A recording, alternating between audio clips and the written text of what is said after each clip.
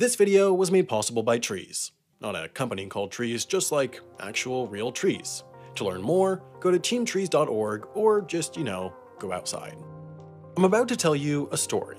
The story of the tree that owns itself. It's a story that's been told thousands of times by the residents of Athens, Georgia, dozens of times by news outlets, and even once in what I'm sure is a very good video by Tom Scott that I promise I didn't see until after I came up with this topic on my own, and that I haven't even watched. Anyways, in this video, I'm going to tell you the story, and then I'm going to tell you why that story is totally, completely wrong. This is the tree that owns itself. It's a white oak that stands here in Athens, Georgia, at the corner of South Finlay and Deering Street.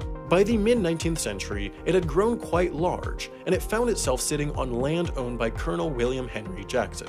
Colonel Jackson quite liked the tree, remembering fondly the childhood days he'd spent in its shadow, and he feared that one day, as the land was developed, his beloved tree might be cut down, and so he wrote a deed that read as followed. Witnesseth that the said W.H. Jackson, for and in consideration of the great affection which he bears said tree, and his great desire to see it protected has conveyed, and by these presents do convey unto the said oak tree entire possession of itself and of all land within 8 feet of it on all sides. And that's how this tree became the tree that owns itself. It still sits today, undisturbed, with a plaque commemorating it as such. So that's the story. And it's nice, right? Good arc, emotional conclusion. Honestly, I'm expecting the 8-part Hulu miniseries any day now. The problem is, nearly every part of the story is wrong. First of all, though there was a Colonel William Henry Jackson, he likely didn't own the property that the tree was on.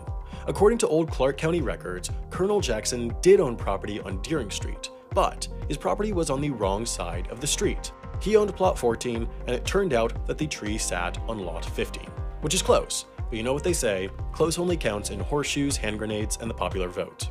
Second, it's not clear that Colonel Jackson ever actually tried to give the tree ownership of itself.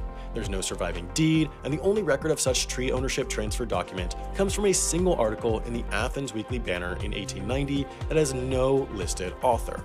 Third, and even if you're not a lawyer, you probably saw this coming, it's probably not possible for a tree to legally own itself. Under Georgia common law, in order for a property transaction to be legitimate, the recipient must have the legal capacity to actually receive and accept that property, which, apart from certain root-like exceptions, trees can't really do. And on top of all of that, the tree that stands today in Athens, Georgia isn't even the original tree. The tree was knocked down by a massive storm in 1942. The one that sits there now is a descendant of the original, planted from one of its acorns in 1946.